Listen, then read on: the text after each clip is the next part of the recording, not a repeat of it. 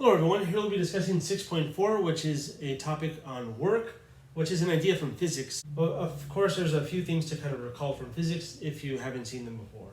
So the first one is F equals ma. This is really just the definition of force. Force is mass times acceleration. And mass is usually measured in kilograms, where acceleration is usually measured in meters per second squared.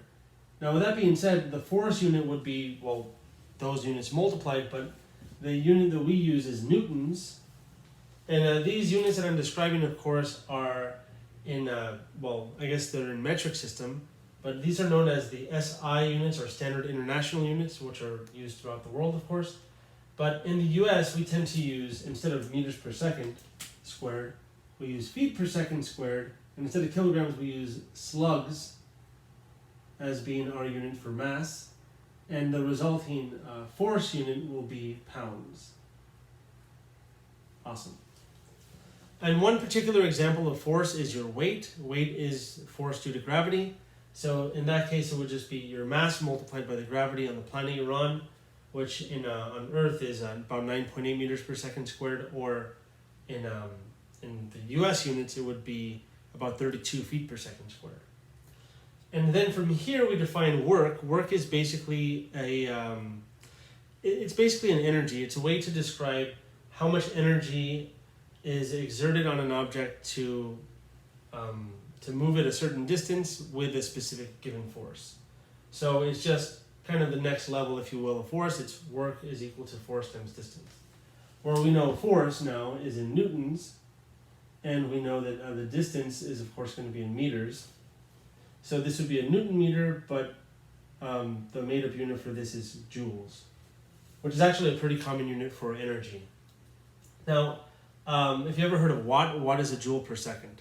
So that's just an example of that. And of course, kilowatt is just 1,000 times that. Now, in the US, the unit would be, well, we know newtons corresponds to pounds in the US, and meters would correspond to feet. And yes, this is just feet pounds, or foot pounds, which you may or may not have heard before. But that's actually a pretty common unit that you'll hear every now and then. Okay, so if you wanted to find the work done as you move an object from a certain distance to another certain distance, it's just the total distance traveled and the force that you apply on that object. That's basically the main idea. But if your force changes, then something kind of different happens, because you have to know the distance, or I guess force, at a particular interval of distance. And that's where this kind of calculus comes into play. So here I say, where f of x is the force at distance x, the total work, not just the one work with that particular distance between A and B, but the total work, so the sum of all those works, which is, by the way, known sometimes as the net work, as x goes from A to B, is this. It's the sum of all of those works. And notice f of x is our force, delta x here is our distance, and it's kind of like a small change in x, a small change in the distance, because we're kind of looking at the small changes in each subinterval as you go from A to B. So all of those works in between added together will be the total work done as the object moves from A to B with that given force. And again, that force can vary depending what x is. So notice this really is just a Riemann sum, and that's the limit as n goes to infinity, where delta x, of course, will go to 0. We end up getting this integral from A to B of f of x dx. But again, we need to understand that f of x here represents the force for a given distance x. Perfect. Now, let's do an example. It's going to be fairly straightforward. So here we have a particle. So it says when a particle is x feet above the origin, a force of this, so this is our f of x, pounds, acts on it. So we have our function of force with in terms of x, which is our distance. Perfect. So far, it's kind of hand-fed to us, so to speak. Now, it asks how much work is done moving it from x equals 1 to x equals 3. So this is a pretty simple setup. We're just going to straight up apply work is equal to the integral from 1 to 3 of f of x dx. But of course, we know f of x is x squared plus 2x, so all we need to do is take the antiderivative and then apply our limits and take the difference, and that's it. So this is really just an FTC part 2 question. Antiderivative of x squared is 1/3 x cubed. Antiderivative of 2x is x squared. Because remember, you add 1 to the power, then divide by that, so you end up getting this. Also notice derivative of x squared is indeed 2x, so that makes sense. And then we want to evaluate this between our limits 1 and 3. Now I'm going to try to do this pretty carefully. When you plug in 3, we get 3 cubed, which is 27, but 27 over 3 is 9 actually, for the first evaluation. Plus, 3 squared is also 9. Minus, when you plug in 1, you just get the coefficients, which of course are 1/3 and 1. And notice 1/3 plus 1 is 4/3, so this is really 18 minus 4/3. And since you can write 18 as 54 over 3, I think that sounds right, then in total this is actually 50 over 3.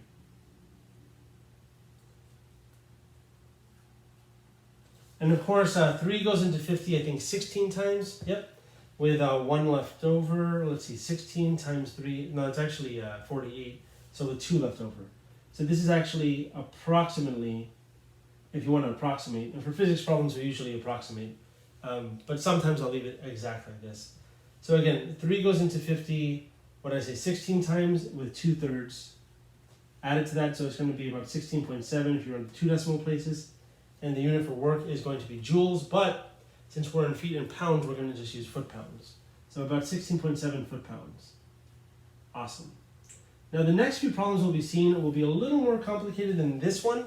In fact, what I want to do is kind of show us some particular instance where we can actually construct a force function, and it's not just given to us, and it has to do with springs. So let's take a look at that right now.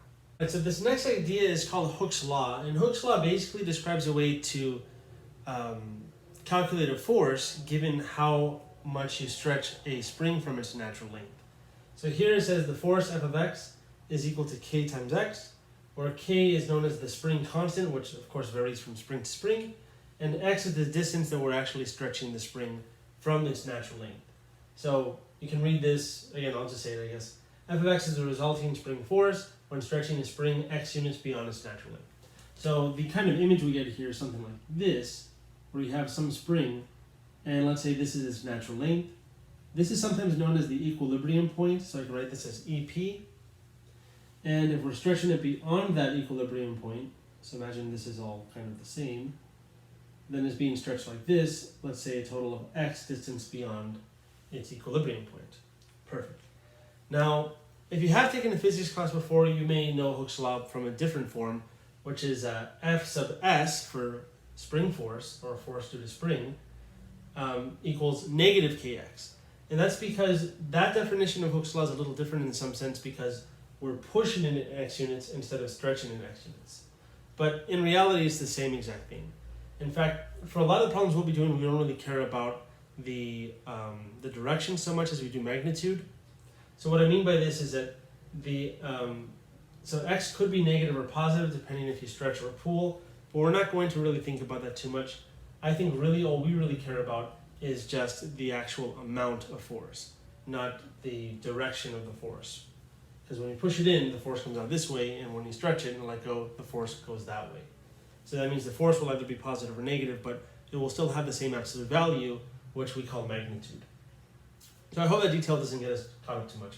But right, one thing I must say about Hooke's law is that it's actually really only true for small values of x. So very often when you see a problem, if it's a realistic problem, the x values will be pretty small. And we see that in this problem actually, and that's something we kind of have to talk about as well. The problem states that it requires 40 newtons to hold a certain spring that has been stretched from its natural length of 10 centimeters to 15 centimeters. So the amount we're actually pulling it would be 5 centimeters, the difference. And then we're being asked how much work is done in stretching the spring from 15 to 18. So again, just to kind of get an idea of what's going on here, the natural length of this spring is 10 centimeters, and then we're pulling it beyond this natural length by a total of 5 centimeters more. Not to scale, of course. So in total, the length will be 15 centimeters after our stretch. Awesome. So in some regards, this 10 is kind of like a 0. As I mentioned earlier, that these are pretty small values of x. In fact, notice these are centimeters. We're used to having meters and newtons, not centimeters and newtons. And if you'll recall, there are 100 centimeters in 1 meter. So to get these centimeters units in or values, in the meter unit, we have to divide by 100. So let's see if we can do that. So 10 divided by 100 is 0.1. So this is going to be 0.1 meter. Similarly, this is going to be 0.15 meters. This is going to be also 0.15 meters. And this will be 0.18 meters. Fantastic. Okay, now there's not really too much conversion that we really need to worry about too much, and I think this would kind of be it, if anything. So maybe just let me write that just to be safe. So 100 centimeters is equal to 1 meter. Other values that kind of, or conversions that kind of come to my mind are like maybe 12 inches and 1 foot, something like that. Something kind of simple. Again, we're not focusing on conversions too much in this class, or in this section for that matter. But in physics, you deal with conversions a lot. So again, this is kind of more of a physics problem, but beside the converting part, I think we can see and apply the integral formula we saw from the previous screen. Anyways, let's get back to it. So now notice from Hooke's law, so we're going to be using this basically to find K, because we're given a force. So by Hooke's law, the force, the result from stretching the spring, 40, is equal to K, which is unknown, times the amount we're stretching it, which we've already said is 5 centimeters, which in meters is 0.05 meters. But I won't write the unit here. Now, of course, to find K, we would divide. So we get K is equal to 40 divided by 0.05. So 40 divided by 5 is 8. Divided by 0.5 would be 80, and divided by 0.05, which is a factor of 100 more, that'll be 800 now. So this is 800. And the unit, by the way, I haven't mentioned this, the unit for the spring constant will be the force unit divided by the distance unit, which I think makes sense because when you divide to find K, you get those units actually. So usually it's going to be something like newtons per meter, but it could be in, let's say, pounds per feet. So what this really describes is that for every unit in this, or for every, for every unit that we stretch the spring, you get that resulting force back, whatever K is equal to. So here this says if you were to stretch the spring for 1 meter, for every meter you stretch the spring, you would gain an additional 800 newtons of force once you let go of the spring. Which of course is impossible in this case because the spring is so small, it's 10 centimeters only. If you stretch it 1 meter, it would break. Which makes sense because notice this is 800 newtons that would result from that, which is an enormous amount. But anyways, I digress. Now that we have K, we can now again use Hooke's law to find our function for force in terms of distance x, and that's K times x, which we now know is 800 times x. Perfect. And now we can apply our integral formula finally, so we can say that our work is equal to what? It's the integral from somewhere to somewhere of our function, which is 800x dx. Now where we're going from, you may think, oh, it's 0.15 to 0.18. Not quite though, because we're not stretching it 0.515 meters. We're only stretching it 0.05 meters initially. So this is saying how much we stretch initially and then how much we stretch at the very end. So we're going from 15 to 18. So in reality, that's 0.05 to 0.08. So I know the last part may sound a little weird, but it's because this 10 is kind of like our 0. So in reality, if we were to do that right away, this would be 0, 5, 5, and 8. Dividing by 100, it would still be 0, 0.05, 0.05, 0.08, and you kind of get these ideas here, or you get this setup actually. So this is really the best way to think of it. So now, all we have to do finally is really just, antiderivative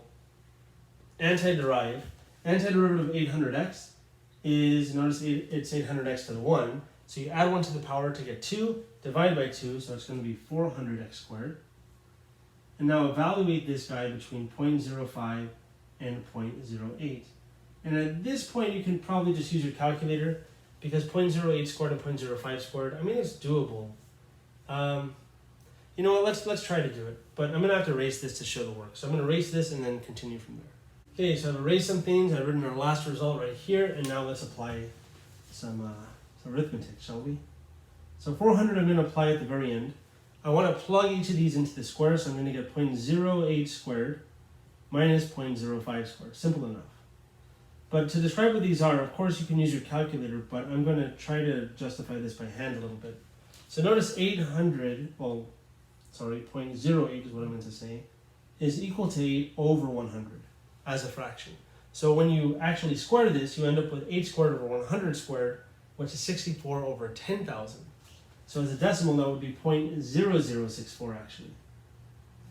Minus, if you do that for 0.05, as 5 over 100, you get 25 over 10,000, which very similarly is 0.0025. And the difference here is 0.00 whatever 64 minus 25 is, which is, let's see, that's going to be 39. I think that makes sense. So all we have to do now is really just multiply 4 by 39. Now, again, if you want to write this as a fraction, it'd be 39 over 10,000, but you can kind of cancel the zeros in some sense. So I'm actually going to replace this with 39 over 10,000 if that's okay with you, just so we can kind of see that a little better. But again, using calculator is not a bad idea at all. It cancels 2 of the zeros. We still have 2. And now 4 times 39, well if you double 39 you get 78, and if you double it again to get 4 times that, let's see, 70 times 2 is 140, 8 times 2 is 16, so it's going to be 156 actually. So in total we have 156 over 100, which is 1.56. Finally, and that's going to be in joules because our unit for work is in joules for the metric system. So I don't know if that J quite came out. It came out a little bit. Maybe let me just scoot it over so you can see that more. There we go. So 1.56 joules. Awesome. So this was a pretty good problem. It showed this. Now I want to still do a few more problems that will involve maybe not this so much, this idea at least, but yeah, we'll still do some problems involving work, and then finally that'll be it for this video. Okay, so now for this next problem, we're given a cable that's 200 pounds, it's 100 feet long, and it hangs vertically from the top of a tall building. How much work is required to lift the cable to the top of the building? Now, for this problem, we're not given a function of force in terms of the distance, but there is kind of something here that describes force a little bit. And of course, it's the weight. And there's kind of a hint here as the unit. Remember that pounds is what we use in US anyways to represent force, and 200 pounds here is a weight, but remember weight is really just a force due to gravity. So with that being said, this is kind of like our force. Now, the cable is 100 feet long, so we have our distance, and it hangs vertically from this building, and we want to find out how much work is required to lift the cable to the top of the building, so all of the cable to the top of the building. So we kind of have some idea, and I'm just going to kind of explore a little bit here. So we of course know that we're going to go from, I guess, 0 to 100, and what this really represents is how much feet you have on top of the building at this point, and how many feet you have on top of the building at the very end. So here at this point, notice the red here represents the cable. There is no cable on the top of the building, it's all dangling on top, and we're lifting all of it up bit by bit. So at some point, most of it's going to be up here, and it got kind of moved like that. So kind of imagine that. And then at the end, none will be up here, and all 100 feet will be coiled up here somewhere. So that's kind of, again, just the idea. Now, as we're moving along, let's imagine we pulled some of it up. So if we pulled, let's say, X amount of it up, how much is left would be 100 minus X. So that, I think, is a pretty good way to think of this. And, well, we have to figure out how much force is required to pull that. So basically it's going to be 200 would be for the whole 100 feet, but now it's going to be, well, less than that, obviously. And basically what's happening, there's kind of a quick calculation we can do. If the 100-foot cable is 200 pounds, that basically suggests that if you divide these, 200 pounds divided by 100 feet gives you 2, because notice the hundreds canceled, pounds per foot. So for every foot of the cable, it weighs 2 pounds. Okay, awesome. So with that being said, in order to lift X amount, this would require a force of 2x, because that's the distance we're pulling, and the weight in that X amount is really the force, because weight is force. So we actually do have a relationship now between the amount of cable that we pull up and the force. So in fact, f of x is equal to 2x in this case. So really this part here isn't as important. You can still kind of use this idea as it turns out. So if you wanted to try using 2 times 100 minus x, you'll get something pretty similar. But in that case, the integral will kind of be backwards actually, because you'd be going from 100 to 0, not 0 to 100.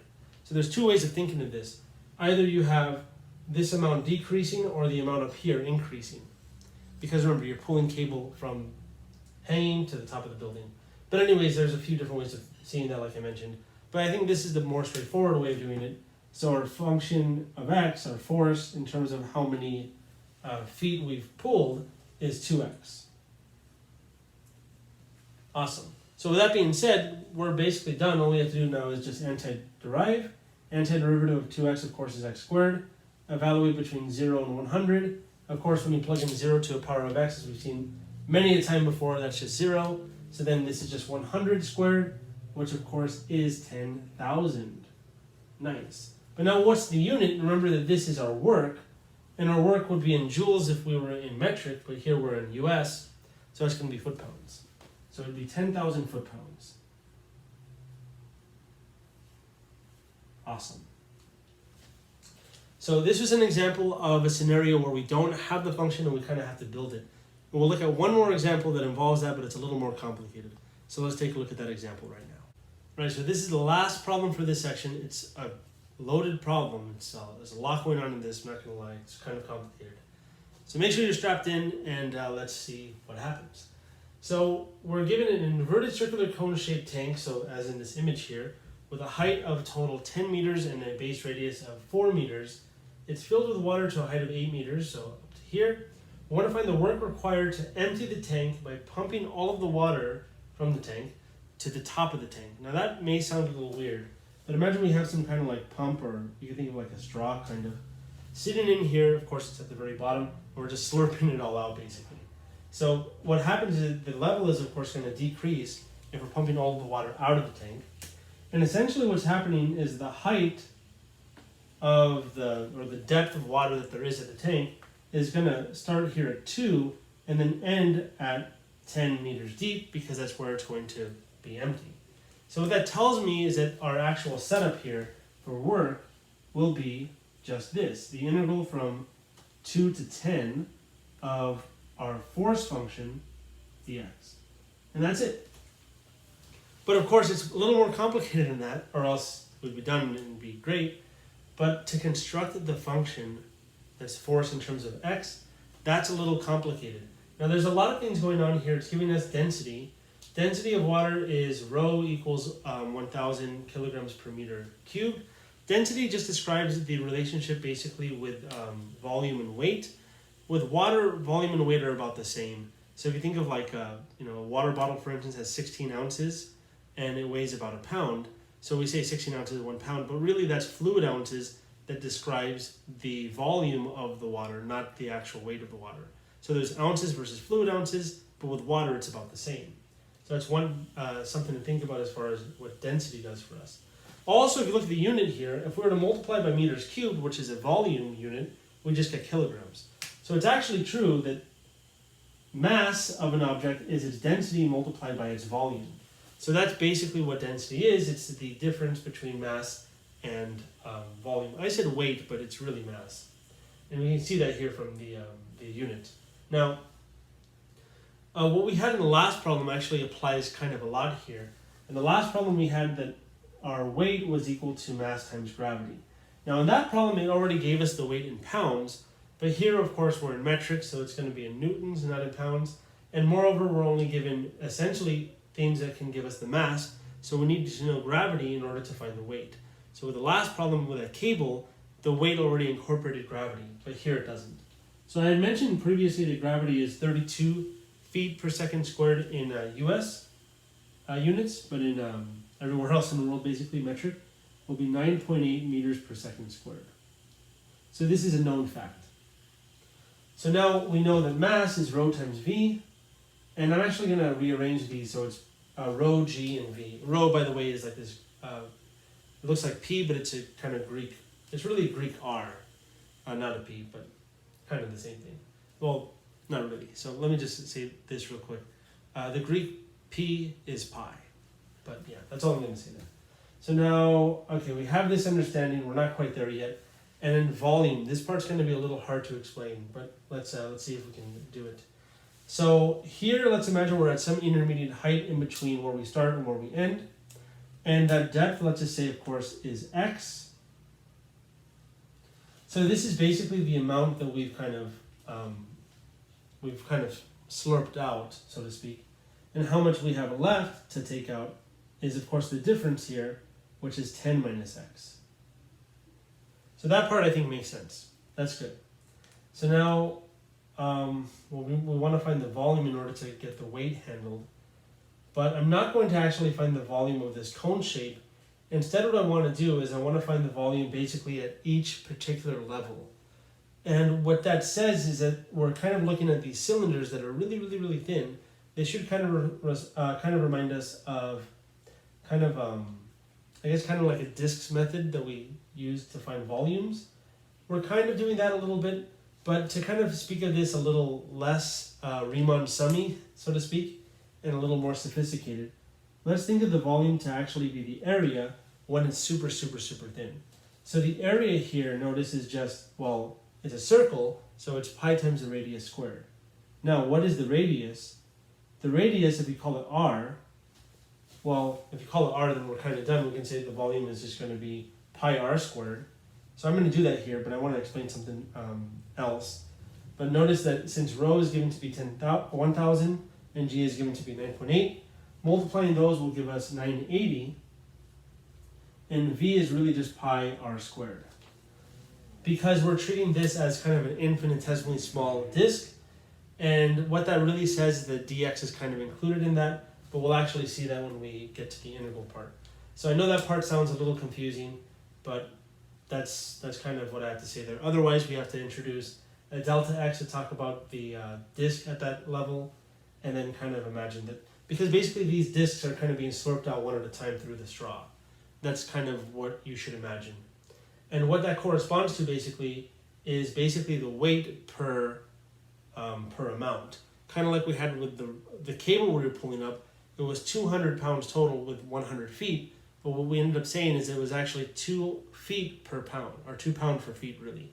So here we kind of want to say something similar, and this is the way we do it, by kind of looking at the cross-sectional area, and that will roughly estimate how much there is at that level. Okay, so again, I think I've said enough there. Now as far as finding out what r is, we're going to be using similar triangles, and we saw this a lot in related rates, which is way back in chapter 3, and that seems like so long ago now. But let's see if we can do that here. So obviously we're going to have 4 over 10. Let me write that in black over here, I guess. So 4 over 10 is equal to r over this distance, which is 10 minus x. So now, of course, 4 over 10 reduces to 2 over 5. So if we multiply both sides by 10 minus x, we get this for r. Fantastic. So now what we need to do is multiply 2/5 to this 980. We have pi still, and then we have this quantity squared. And in fact, you know what? It's not really 2 over 5. It's 2 over 5 squared because it's r squared. So let me just write this as 980 pi times r squared, which is 2/5 10 minus x, quantity squared, like that. And we're going to have to square each of them, and I'm going to box this off because I still want to get to this and leave that there. So we got 980 pi. I think we're doing okay. And then if we square 2 over 5, we get 4 over 25. And if you square 10 minus x, you get 10 minus x quantity squared, like that. Now I want to do some cross cancellation here, but it's going to be a little hard to justify. I want to basically divide this by 5 twice. It would have been nicer if we had that 1,000 there still to show that. But I guess it's okay. But let me just say, when you divide by 5, you're basically doubling the thing divided by 2. Because 5 is 10 over 2, so dividing by 5 is multiplying by 2 and dividing by 10. So you're basically doubling it and losing a 0. So if we lose this 0, We lose one of these 5s, but we have to double this. That's kind of what's happening there. And this isn't turning out as nice as I was seeing, but I think it's so. You know what? I'm realizing now, and I feel really bad, but what I'm realizing now though is that 9.8 times 1,000 isn't 980, it's 9,800. Okay, so we're missing a 0 here, which actually makes things a little easier. So now this is kind of what I was more expecting. So let me just kind of rewrite this. Sorry for that mistake. At least we caught it early enough, so that's good. Perfect.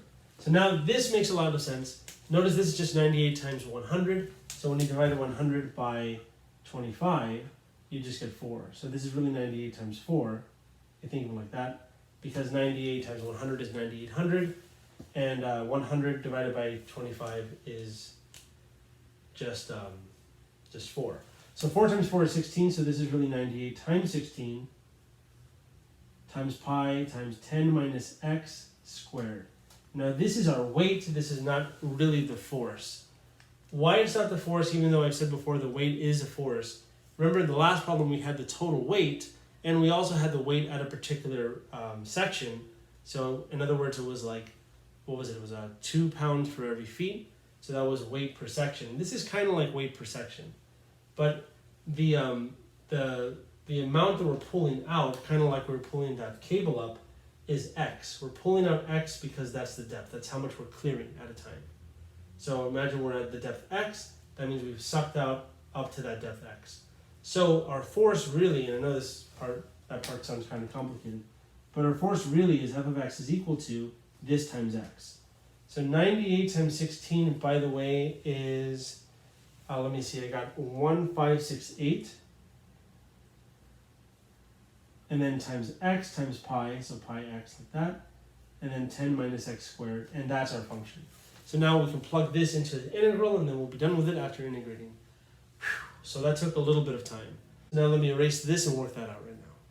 All right, so that so far took a lot of time to set up, more than I was expecting.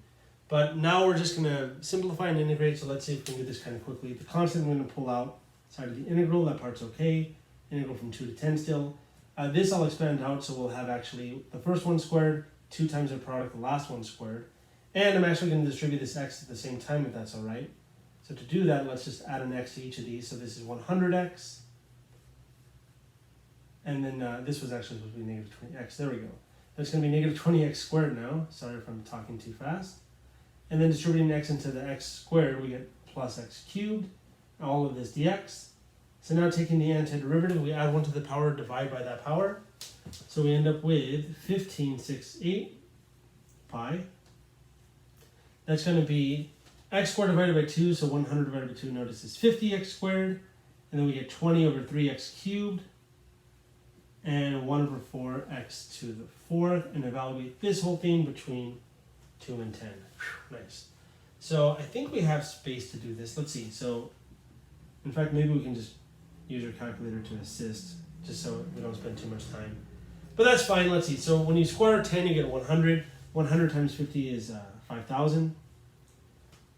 All right. So 10 cubed, that's 1,000 times 20 is 20,000. So that's 20,000 over 3 plus, let's see. So what do we have here? That's going to be 10 to the 4th is 100,000 and 100,000. Sorry, not 100,000. It's 10,000. So 10,000 divided by 4, well, let me just write it out. 10,000 divided by 4. That's fine. Minus, for the second evaluation, of course you can reduce this, and I guess it reduces to 2,500 now that I'm looking at it. But that's fine. So now the next evaluation will be plugging in 2. 2 squared is 4 times 50 is going to be 200. 2 cubed is 8. 8 times 20 is 160. Plus 2 to the 4th is 16. 16 over 4 is just 4. And might as well just write this as 2,500 like I mentioned earlier. I thought this would still be an over 4 so you can combine those, but it doesn't, so we're okay. And that ends this. And at this point, I'm actually going to just approximate with my calculator. So I'm going to erase this, lift this up, and maybe simplify a little bit, but after that I'll approximate. So like I said, I still want to simplify a little bit. So let's do this. Let's get rid of these parentheses. Let's distribute this negative to change the signs like that, or by changing the signs like that, I should say. And then let's combine some stuff. So the integers, I think, combine pretty easily. Notice 5,000 plus 2,500 is 7,500. But then we take away 200, so that becomes 73 now. And then we take away 4, so that's actually going to be 7296. Nice. So let me write that up here. 7296. So that's the integers. Now the fractions, they're both over 3. They have opposite signs though, so we have to subtract. So let's see, what's that? 20,000 minus 160. 20,000 minus 160 I think is going to be, let's see, that's 19, and then we have 1,000, well 160 from 1,000 is going to be 820 I believe, and it's going to be negative actually. Perfect. So now all of this times that, yeah, so this is approximation time. I mean, yeah, we could write this as over 3 and then, well, I'm going to approximate with my calculator, but I'm going to show you what it simplifies to as a fraction. It's going to be a huge number because we have to multiply by this. And by the way, just looking at this, I'm not sure if this, yeah, it doesn't seem like this is a multiple of 3. So I don't know, is this a multiple of 3? Let's see. Yeah, no, not either. So with that being said, I think we're going to get something over 3 times pi. Let's see what it is and let's see what it approximates to. Right, so I plugged this into my calculator without the pi. I converted to a fraction by multiplying by 3 because I knew it would be all over 3. And I got this. So it's actually 3,242,624 over 3 times pi. And that approximates to this number, which is also about 3.3, actually almost 3.4 million. In fact, I'll actually approximate it like that. Notice it's in joules. So let's approximate it as 3.4 times 10 to the 6th in scientific notation, which is something we generally do in physics. I'm not a physicist myself, but I've taught physics before, so I know that's kind of the one of the big things that happens there is we generally look at the question, look how many digits at most are mentioned in the question, which are 2 here with this 10. So that means our significant digits are 2, and then we can round like that. Otherwise, if you want to be accurate, this would be the answer. And yeah, that's all I'm going to say as far as this goes and as far as 6.4 goes. So it was quite a ride. Yeah, so this last problem I think is a little much, but the other ones I think were kind of more, I don't want to say practical, but they're more typical, I guess you can say. Especially the one involving Hooke's law. Try to know how to do that, practice those types of problems. I think that'd be a very good idea. So I'll see you in the next video for 6.5, where we'll be discussing the, the average of a function. It's basically discussing average height. It's known as average value, but we'll see that in 6.5, and that'll be the end for chapter 6 actually. And yeah, so it's just going to be a lot of fun like always. Hope you enjoyed this. Thanks for watching, and I'll see you then.